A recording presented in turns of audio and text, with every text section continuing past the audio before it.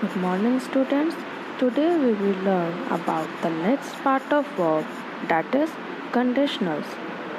Conditional sentences have two parts. First one is called if clause and the second one is called main clause. When we talk about the position of the clauses, then either of the two can come at the first position. But when the if clause is used at the first position, then the two clauses are separated by a comma. And if normally means on the condition that, if means on the condition that. Let's see some examples. If I see him, I will give him the message. And second one is I will give him the message if I see him. So the first sentence started with if clause and the second sentence started with main clause. That means we can start the sentence with either of the two clauses. There are total 4 types of conditionals. Now first one is called type 0, then type 1, then type 2, then type 3. First one is like if the ice melts, it becomes water.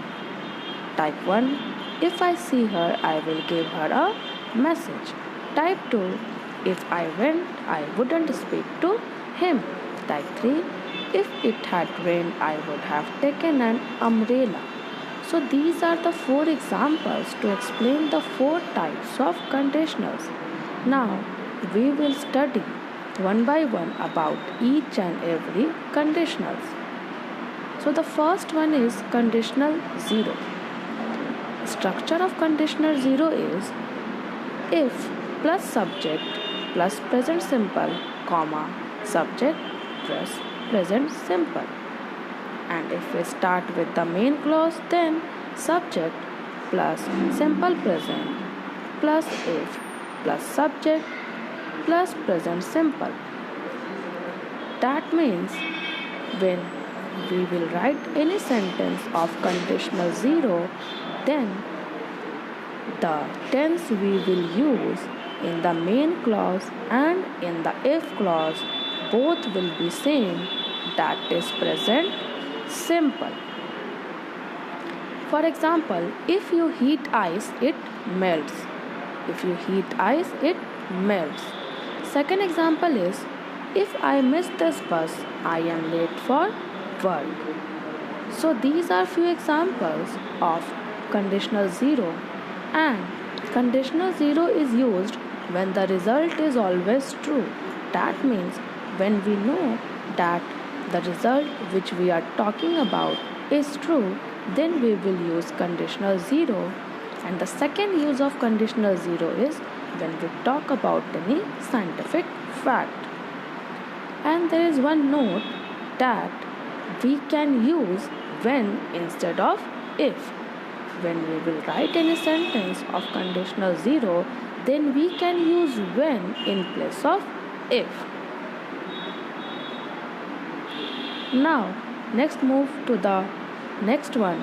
Next one is conditional 1. Its structure is if plus subject plus simple present, comma, subject plus will or won't plus verb.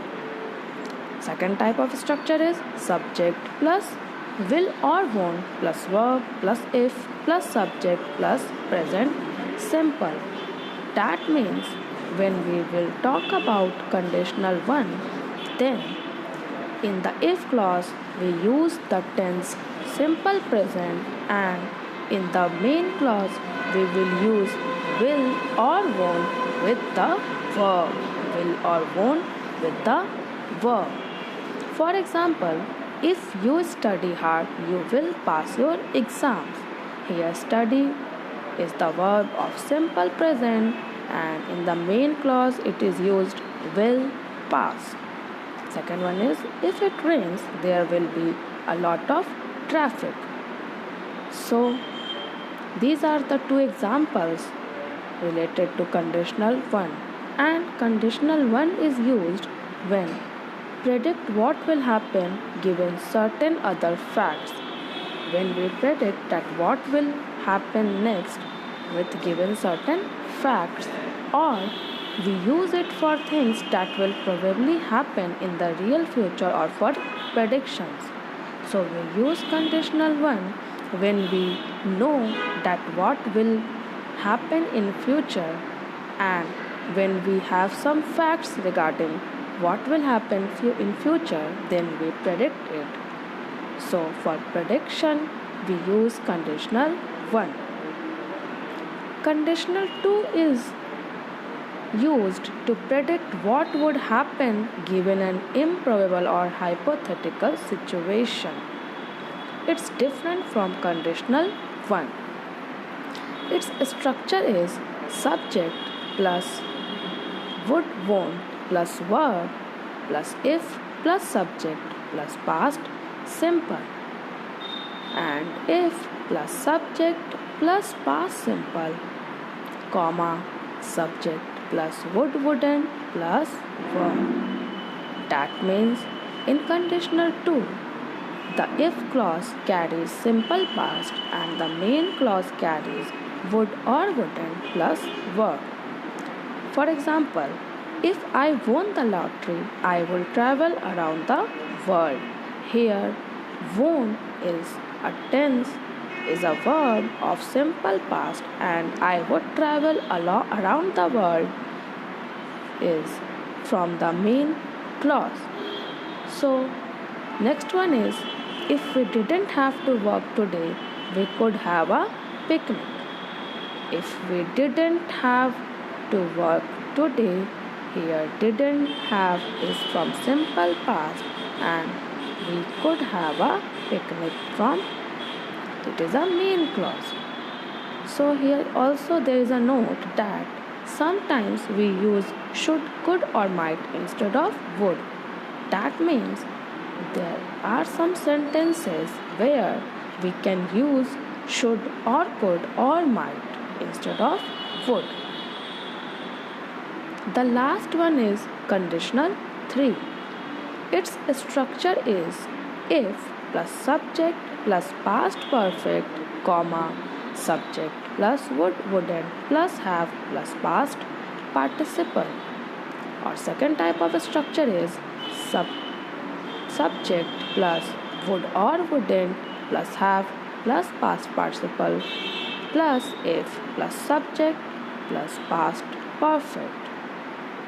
And we can understand it with the example, that is, if it hadn't been sunny, I wouldn't have got sunburn.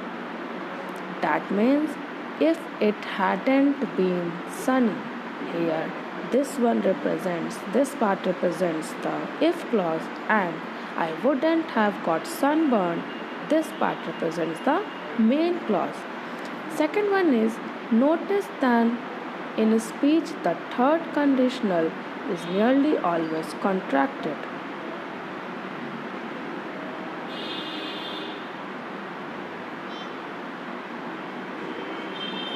Sometimes we use should have, could have, might have instead of would have. Same thing like conditional 2. As in conditional 2, we can use should, could or might in place of would. Here also we can use should, could or might instead of would.